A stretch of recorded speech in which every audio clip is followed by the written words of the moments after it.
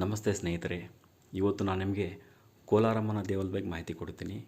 ಕೋಲಾರಮ್ಮ ದೇವಾಲಯ ಕರ್ನಾಟಕ ರಾಜ್ಯದ ಒಂದು ಪುರಾತನವಾದ ದೇವಾಲಯಗಳಲ್ಲಿ ಒಂದು.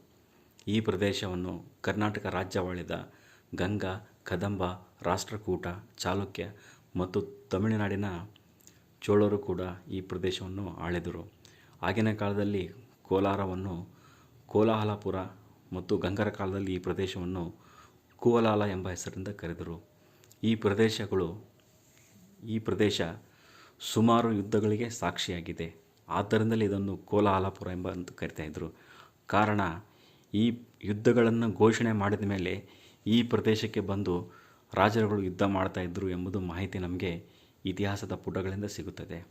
ಈ ಕೋಲಾರ ಒಂದು ಪುರಾತನವಾದ ನಗರ. ಆಗಿನ ಕಾಲದಲ್ಲಿ ಪ್ರಮುಖವಾದ